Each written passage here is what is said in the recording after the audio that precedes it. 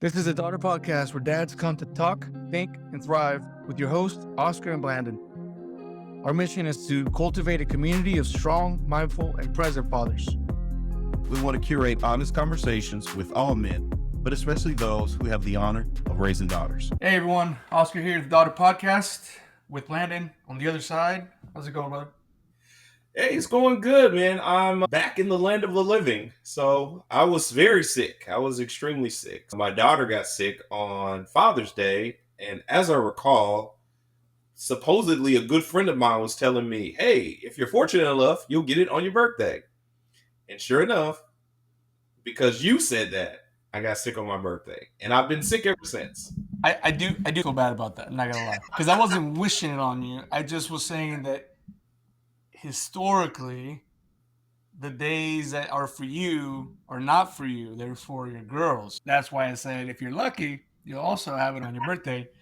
And so it became. Now, to be fair, you weren't sick on your birthday. Your daughter was still sick on your birthday. Correct. And then she decided to leave it with you the remainder of the week. That is correct. That is Yeah. correct. All right. But Well, I am 95% better today. So 95%. You just need 1% every day, and then you get to 100. You'll be all right. yeah, sure. I'm gonna go into the details of how you're sick, but in the summer, no, man. Like I've had that. And the moment you walk outside with that heat, no. Well, I wasn't walking anywhere. I was laying in the fetal position in my bed in the coolness. But yeah, the summer heat is nowhere to be the sick I was. Yeah. That's right. That's Yeah. right. Speaking of summer activities going on. What do your kids got going on in summer activities? Yeah. So this summer we are doing swim, of course, for my little one. My oldest one has already been in swim, but we'll probably re-up the swim. And we have a myriad of play dates and adventures. They're going to be with me for a solid week while my wife goes on a retreat. So that'll be great for her and it'll be great for us because we'll get to really connect. And I will be a super dad because I am the soft spot in the household. So I typically don't say no to a lot, only when it's like egregious asking, like when they're just like overly asking for something. And I'm like, okay, no, like you need to stop. Yeah. But yeah, so we're dealing with the summer activities. What about you? What are you guys doing? We have summer activities. We got gymnastics here, we got dance there. We have pools. Now I don't have a pool, but there's pools Mhm. all over the place. So that's been a contentious area. That kind of brings us to a conversation today. As fathers see our daughters wear, what we perceive them wearing and what we think other men perceive them wearing. I think, at least in my view, that's what I'm Yeah. protecting them from. And then it's so dependent on the stages and ages, right? Because it's so much easier to deal with some of the stuff at the earlier stages, and then it gets a little bit harder as I'm stepping into this minefield of, I think they call it early adolescence, tweening. I don't know how to call it. I just know that it's starting, um, and the peace treaties are hard to come by. Oh, Yeah, so I figured we could talk about some of that stuff. And you've got a great story that you're going to share with us about that because it brings us really into this field that I think every father of daughters has to get to at some point. yeah. Yeah. No, really, it does. Yeah. Like you were talking about, you go to the stores now, and I am extremely surprised at the swimsuit options that they have for little girls. Like, there's no difference between what a woman would wear and what they have in 3, 4, and 5T. So I'm amazed by that. When we look for bathing suits, we're looking for one pieces. And it is a lot of these things are extremely revealing for me as a dad. But apparently it is commonplace right now, which is very surprising. I guess it shouldn't be, but it still is. And which kind of leads me into the story. So about a couple of weeks ago, I had a good buddy, and he texted me and he was like, "Hey, bro, do you think this is appropriate?" And so he sent me a pic of his daughter, and I have permission to share the story. I'm not sharing his name or his daughter, but I have permission to share the story. And so he sent me a picture of his daughter, and she was in a crop top. Now, I had to ask him again how old his daughter was. He gave the age, and I was like, and she's also a tween. And I was like, no, that is not appropriate. And he was like, yes, that's what I was telling her mother. But her mother is allowing her to wear this. Now, to be fair, they have a shared custody. So him and his daughter's mother are not married, and they share that parental responsibility of her. But it still, for a girl dad, is, yeah, I still need to weigh in on how she is presenting herself to the world. Right. And in a way that honors her, that doesn't shame her for her body. And from my view, her body was created by God. It is God's creation. There's nothing to be ashamed of from her body. But that's not all that she's presenting, right? There needs to be a way that we tell our girls that, hey, you're beautiful, but you don't have to reveal everything to the world. And so it's a very interesting dynamic when they get in that tween age. I'm not there, of course, because like I've time capsule my children. They're forever small right now for me. And we're in this age of they still play dress up. They're still in princess dresses and different costumes. So we're not there yet, but I guess we are approaching there fast. Yeah, it's weird, man, because I do have a tween. I have a 12-year-old, and and then I also have an 8-year-old, which is like that middle ground because she looks up to her older sister so much. Yeah. So there's an influence opportunity there that as a 12, 13, shoot, 16-year-old, you don't realize how much of influence you have on your siblings. Your parents can tell you all day, but you don't really see that until you grow into Yeah. learning that, right? So I have the tween, I have the 8-year-old who looks up to her sister, but still very malleable with us. And then I have my 3-year-old, and she's just a battle all around. Right? She's just three, and it's not about a two piece or a single piece. It's just about fighting about clothes. Like, it's just, and I'm almost. My wife and I were talking. Like, we almost prefer that at this point. Like, you know what? You want to fight about this? Let's just fight about this. It's fine because it's such a in a time capsule. It's such an easy fight compared to what we're stepping into now. And it's interesting as you're talking because some of us fathers, I think a lot of fathers that I know also time capsule, right? So you've got your children, like you, Brandon, have your girls, Yeah. and you know that they're a certain age and you know what they're doing. They're playing dress up, they're still doing the little girl thing. And then you walk into the store and you look around and you're like, oh, that's got to be for adults. There's no way that's for my kid because my kid is not. We're not there yet. Yeah. But as you mentioned, you walk over and it's my kid's size, Right. right? 8 and under, again, that's just my world right now. 8 and under feel doable Yeah. in that manner. I can tell my 8-year-old, hey, we're not wearing that today. Okay.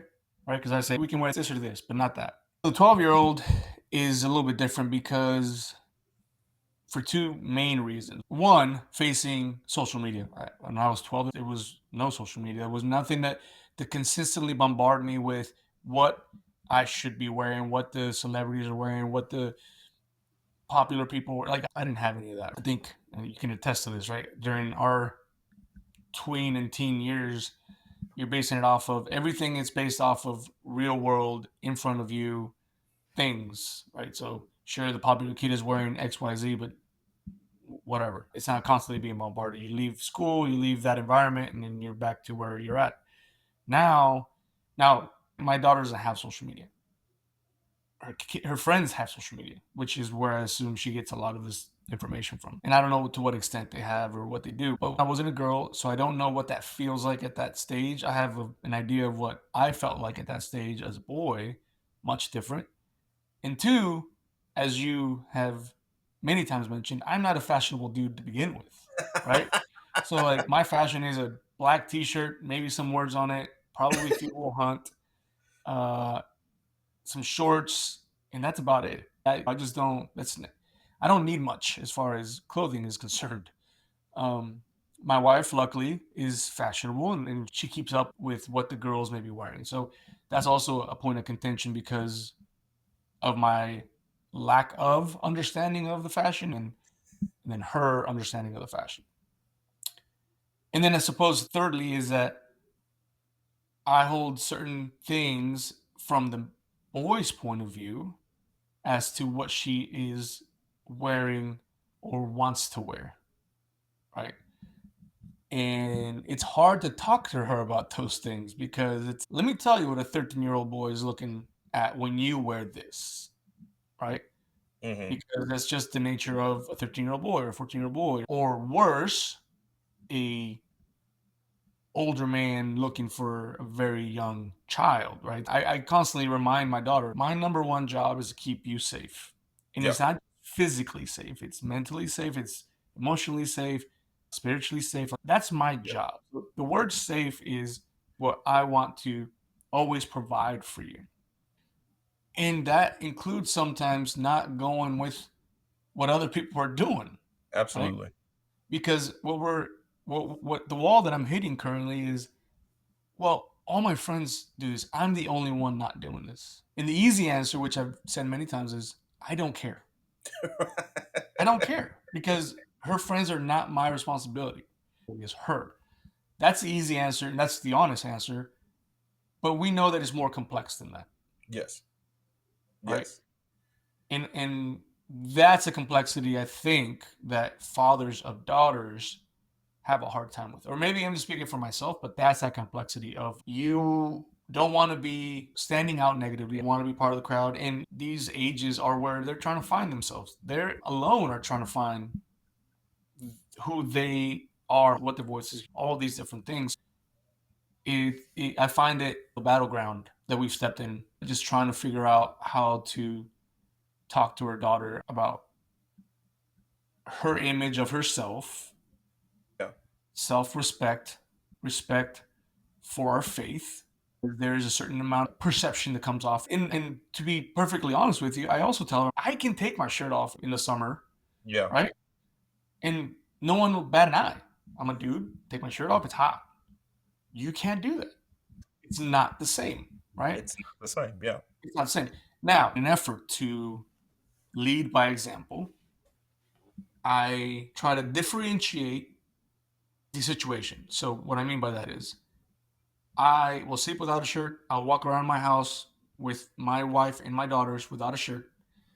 If I know someone's coming over that is not within our household, or if I'm going out, I will put a shirt on. Safe And plan. and Yeah, that's safe.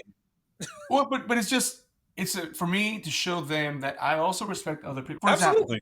we Yeah. have I've said this before. This whole neighborhood we have girls everywhere. Little girls, my girls' ages, they all come here, they go somewhere else, whatever. I don't want to give the perception of some other father driving by and seeing me shirtless with their girl playing with my little girls here and make someone uncomfortable that way because I don't think I would like it either. Yeah. They may not be doing anything wrong. It is, as we mentioned, socially acceptable that a man can just take off a shirt. We do it in the pool, right? We Yeah. go swim in the pool.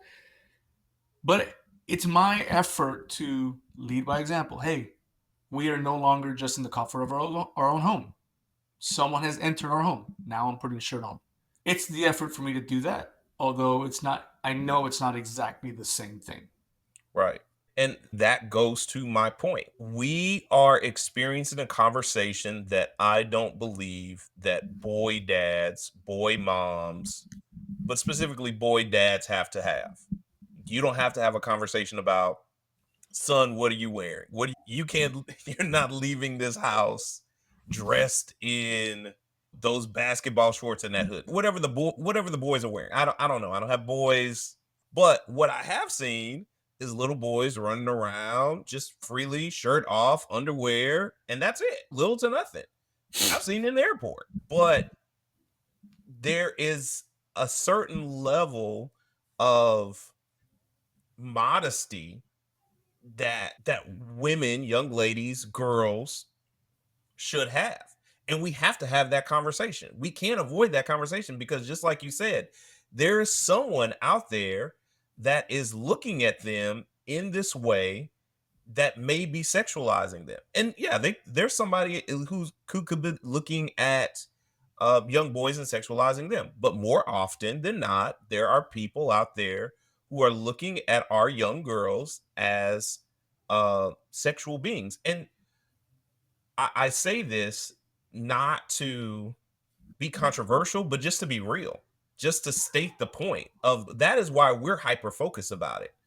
Because over the course of history, a lot of women, a lot of young girls have been hurt by the perception of modesty or immodesty, appropriateness, not being appropriate. And it's a constant conversation that swirls around. And you can go to any form of the spectrum. You could go to be fully covered up and only show your eyes to no one is going to tell me how to dress and I'm gonna flaunt it freely. And for me, I think those are two extremes. I think there is something to say that yes, I can wear this, I can wear something, and I can still be covered up. I don't have to reveal everything about my body and my anatomy. And there is an appropriateness. There is an appropriate dress for the appropriate activity I'm having, i.e., if we're going to a water park. Okay, wear a swimsuit. That's fine. But what is the appropriateness of that swimsuit, right? Or I'm going here and it's hot. Do my girls have shorts? Of course they have shorts. But when they're older, am I going to say, hey, booty shorts are the way to go for you? Oh my gosh, bro, we were at the rodeo and this woman, she let her daughter, like, these weren't even jeans at this point, right? There was like no jean left to it. They were so ripped. And I was like, why is she even wearing this? Like, how is this even fashion at this point? I was just very curious. And I was like, why are they wearing this to the rodeo? You think rodeo, you think Wranglers and boots and hat. But it just didn't seem appropriate for the situation. And I want my girls to understand there's a level of appropriateness. There's a time and place for everything. If someone tells you, hey, this is a casual dress, then you come casually dressed. If someone says this is semi formal, or they have that in the military when they're saying, hey, you need to wear your dress blues. This is what we wear. This is the appropriate dress for this function. Right. And that is what I want them to understand and be able to recall back to. Yeah. And I don't want them to just rest on the outward beauty. That is all they have to offer the world. That is not the message I want to tell them. I want to tell them they're beautiful to me because they're mine. God created them. They have a purpose. And I want to cultivate, like we talked about offline, the things that make you more beautiful: being kind, being patient, being loving, being hospitable, all of these things, developing a personality behind yourself and not just saying that, oh, I look this way and this is what I have to offer the world. I don't want that messaging for my daughters. And I know in this world that is constantly obsessed with how you look, with social media, it's about how you look and how to be picture perfect all the time. And that's Mhm. just not reality. It's the highlight reel, right? You can follow some person and only see the good side and the fun side and that's what our kids are seeing. For us, we have a hard line on social media. Yeah. Sorry. Like my daughter Yeah. has a phone, even that I question probably every day. She hasn't done anything wrong with it. She hasn't done, it's been a form of communication. And I think Nate mentioned it too, and we run the same rules as on the phone. It's our phone, it's not hers. It's she Yeah. gets to use it. We have full access to it. She knows I can pick it up and look at it. It's not allowed in her room at night, like all these different things, right? Yeah. But the hard line is social media. Sorry, Yeah. like you don't need social media. But the thing is, she's getting some of that feed Hmm. Hmm. because I know some of her friends have social media, Yeah. right? And so it's those little things that we can't control. And that's probably a fine line too, is she's just being bombarded with all this stuff, right? And some of it I look at as like second and third order effects of social media, even if she doesn't have it. So some of her friends will have it, they're getting directly influenced by it, and then the second and third order effect. influence to Right. her. This is what the current environment, which is social media. You turn on the TV now. It's so interesting. When we grew up, you had commercials. You had to wait the 2 minutes between your shows. You you couldn't just pick up and be like, I want to watch whatever. You can just do that. It was just if Right. it's on, then you get to watch it, so on and so forth. What I'm getting at is, it almost seemed good as I think about it. I'm like, oh, that's nice because you don't have commercials, so you don't have a lot of this outside influence coming in. Because you remember, as you were growing up, you saw some commercial. I want that, I want that. right? Yeah. Yeah, Yeah. or you get influenced by it. That's the whole point of the commercial. Yeah. But now you have these services who are turning. Well, if you don't want commercials, we're going to re-put commercials in. If you don't want commercials, you have to pay for this premium. You have to pay for this other stuff, right? And that's one thing I have an issue with YouTube, for example. My daughter watches these YouTubers or these things, and I'm constantly looking, what are you watching? What is that? What are they talking about? And from the back, you're like, okay, it's innocent, it's fine, whatever. But then you catch those commercials in between on YouTube, and I'm like, whoa, what are you watching? Oh no, it's just a commercial about whatever. I'm like, oh, and that's where you start seeing a lot of. And I'm telling you, some of these commercials, they're gnarly commercials, dude, and they're getting bombarded by that information. And so that little bit is, I can't tell you how many fashion games my daughter has downloaded on her phone. Yeah, and now my thing is now life is a commercial now. Yeah, Before commercials were like strategically placed in the midst of like you watching something, or they would send out mailers and you yeah, would go through the mailer and then you would try to pick out what you wanted, and you wouldn't necessarily know what everybody else had until you showed up at school. So now, like, life is the commercial.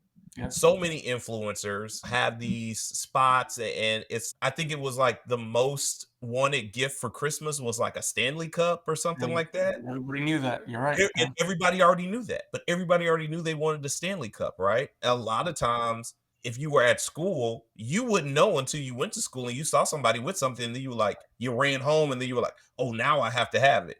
But right, now right. it's nope, on demand. We know what we have to have.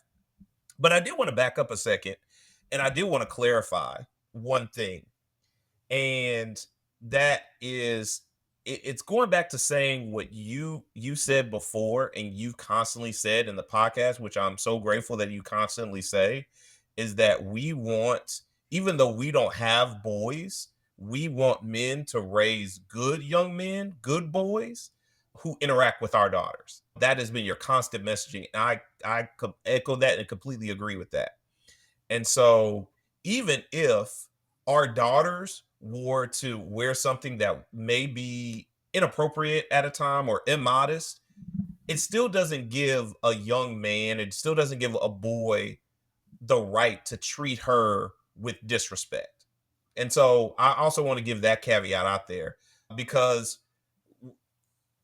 if you raise someone with respect, if they're raising solid, decent, moral young boys, Yeah, young men, they should also have a standard. They should right. also have a standard of how they treat someone, regardless of what their dress is. We talk about this all the time in our house. Like, you can't control people do, you can't control people are, but you can control your actions, Yeah, right? And yeah, so 100%, you can be humble and kind to anybody, yeah.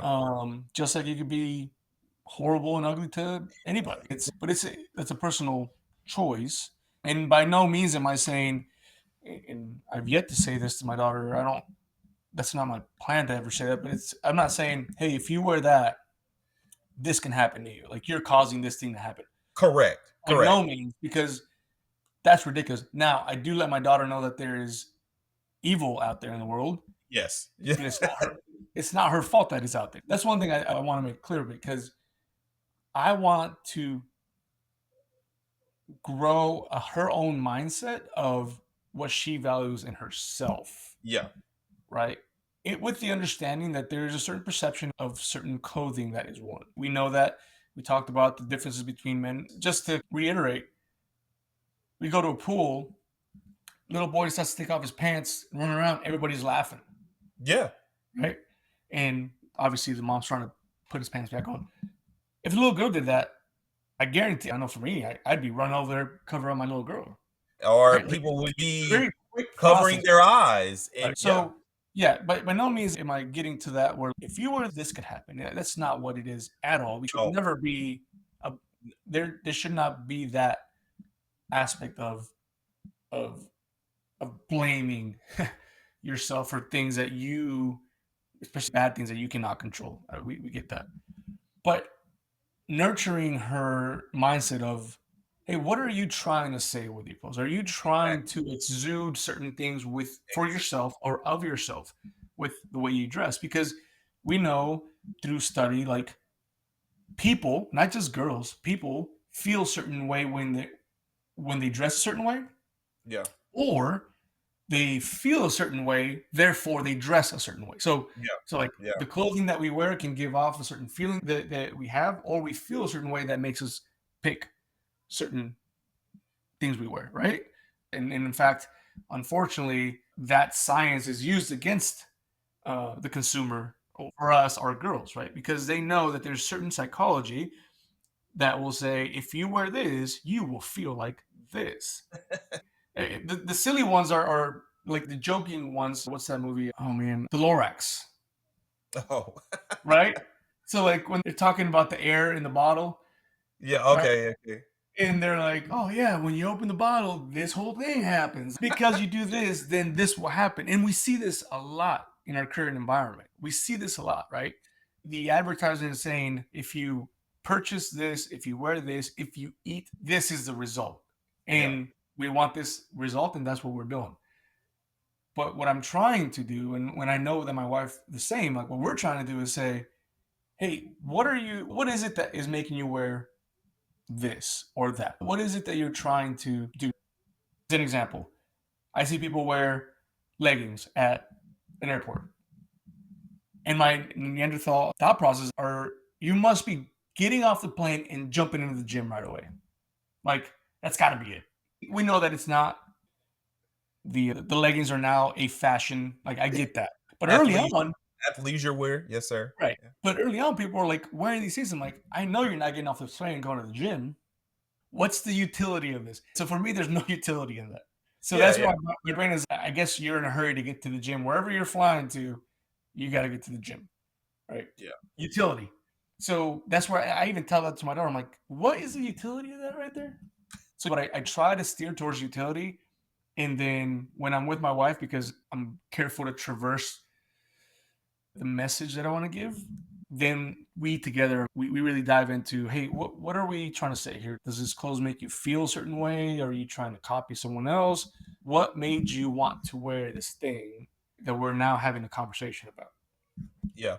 And my thing is, it also goes to a sense of belonging, right? If they're Oh yeah, saying, "Oh, because such and such is wearing this," and it's, but you belong to us. You you don't belong to that crowd of kids that could move away, that could change. You belong here. You belong in our family. And this is what our family believes, and this is how we want to present ourselves, and these are the values that we believe in. So you belong here. And my family did a really strong sense of that with growing up, because I was always told you represent this family when you leave this house. So that also rings in my head. Even now, when I go out, you probably know this, I'm a constant overdresser. If there is something that I'm going to try to dress in a way that is over and not under.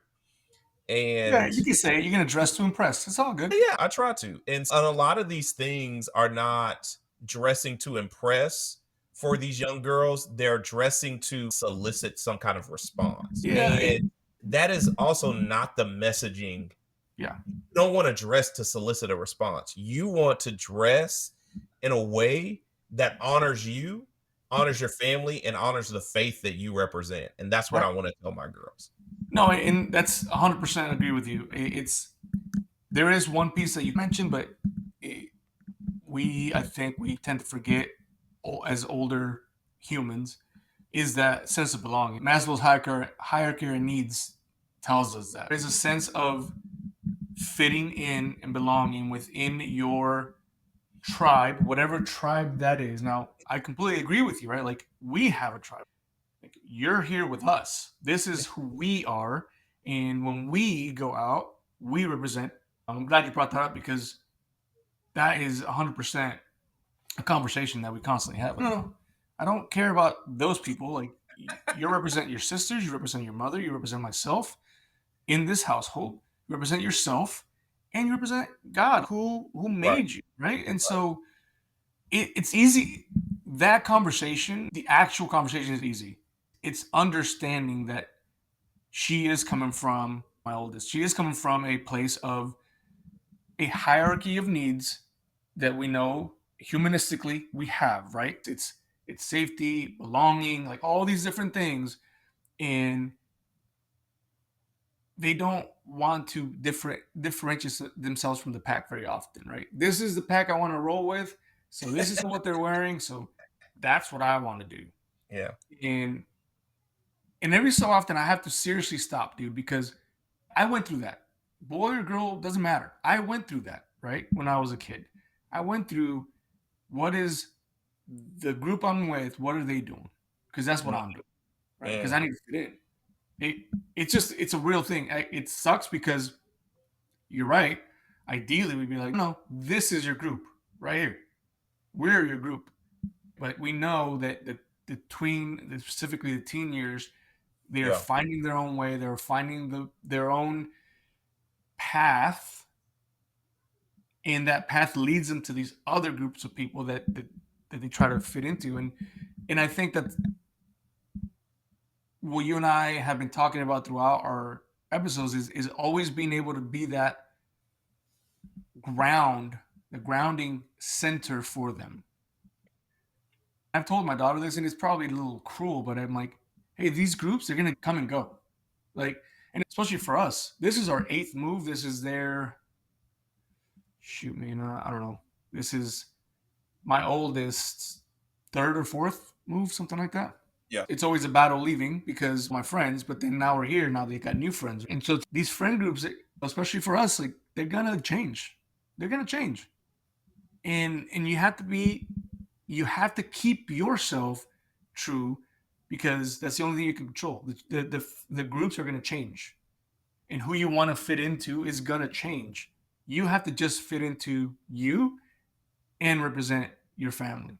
And that's what I really want to get to, because I think, like you said, we when you're a kid, you go through that and you think, and I did that a lot. I did a lot of kind of trying to fit in and then suppressing my real hobbies just because they just weren't on par with what everybody else was doing. I really stayed in the realm of books and escapism and comic books for much longer than my other Right. um classmates did. And they were off and watching different kind of movies and this, that, and the other. And I'm still like hyper focused in high fantasy, Lord of the Rings and Chronicles of Narnia and A Wrinkle in Time and all these other things. And they've moved past that. But I suppressed that so that I could also catapult in what they liked in some kind of like dumb comedies and other things that really didn't pique my interest.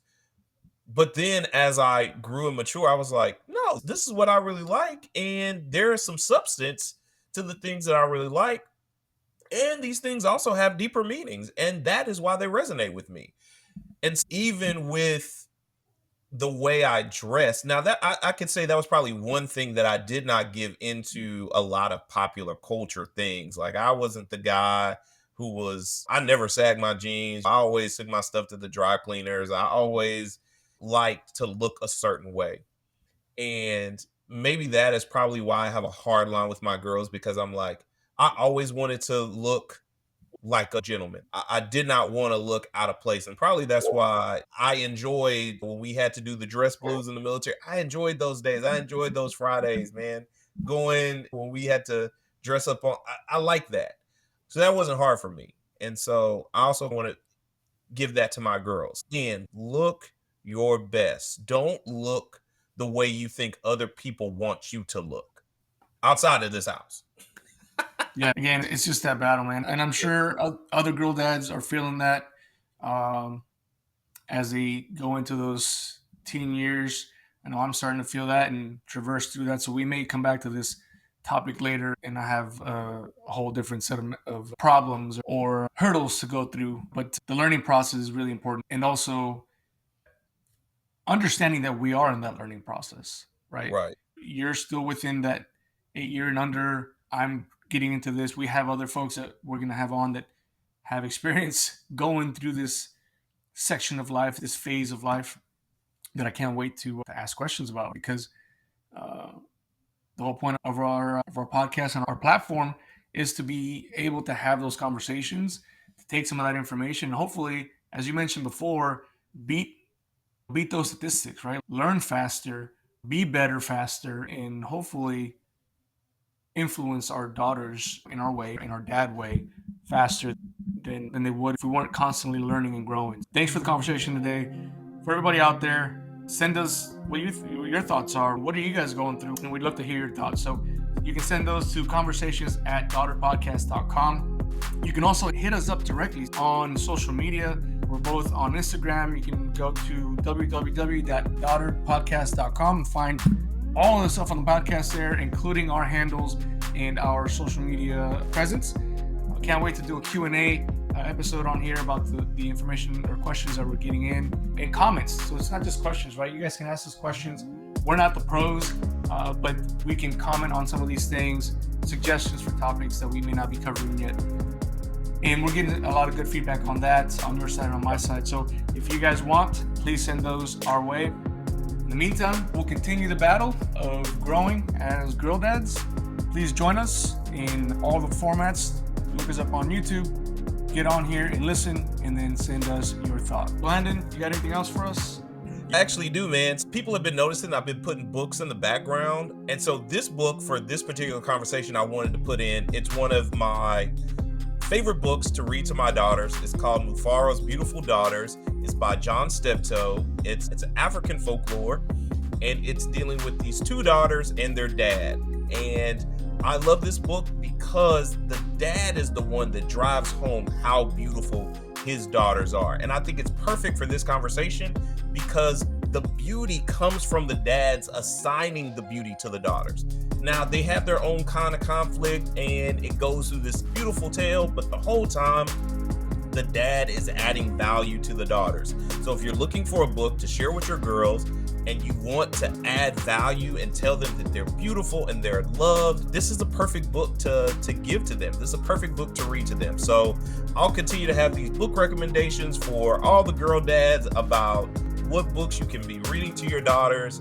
But this is perfect because the beauty that he's talking about is an inward beauty as well as an outward beauty. He believes they're beautiful, but it's an inward beauty that is not cliche. And so I just wanted to share that because people were asking me about that. They were like, man, you have the different books in the background, you never talk about them. So this is one awesome. I expect a copy here soon.